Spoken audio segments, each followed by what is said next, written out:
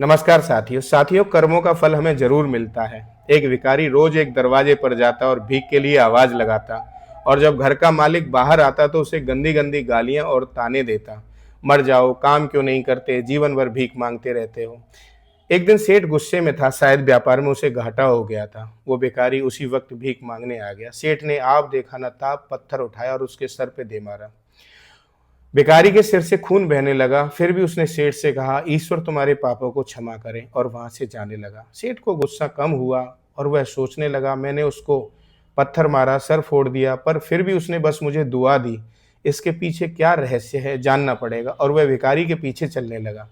भिखारी जहां भी जाता सेठ उसके पीछे जाता। कहीं कोई उस भिखारी को कोई भीख दे देता, कोई उसे मारता, जलील करता, गालियां देता, पर भिखारी इतना ही कहता, ईश्वर तुम्हारे पापों को क्षमा करें। अब अंधेरा हो चला था। भिखारी घर लौट रहा था। सेठ भी उसके पीछे था। भिखारी जैसे ही अपने घर लौटा, एक टूटी फूटी खाट पे एक बुढ़िया सोई हुई थी, जो भिखारी की पत्नी थी। जैसे ही उसने अपने पति को देखा, उठ खड़ी हुई और भीख का कटोरा देखने लगी। उस भीख के कटोरे में मात्र एक आधी बासी रोटी थी। उसे देखते बुढ़िया बोली, बस इतना ही और कुछ नहीं। और ये आपका सिर काहे फूट गया? भिखारी बोला, हाँ बस इतना ही, किसी ने कुछ नहीं दिया, सबने गालियां दी, पत्थर मारे, इसलिए सिर फूट गया।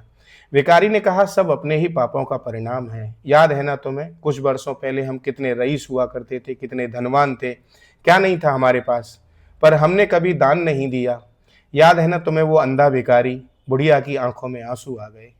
उसने कहा, हाँ, कैसे हम उस भिखारी का मजाक उड़ाते थे, कैसे उसे रोटियों की जगह खाली कागज देते थे, कैसे हम उसे जलील करते थे, कैसे हम उसे कभी कभी मारते थे और धकेल भी देते थे।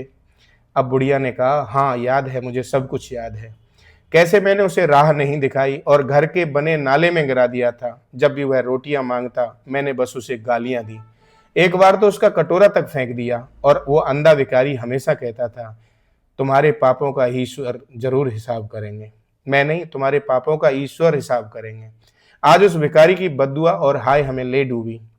फिर भिखारी ने कहा, पर मैं किसी को बद्दुआ नहीं देता, चाहे मेरे साथ कितनी ही ज्यादती क्यों ना हो जाए, चाहे कोई मुझे पत्थर मारे, गाली दे, मैंने कुछ भी मुझे करे, लेकिन मैं केवल दुआ ही देता हूँ।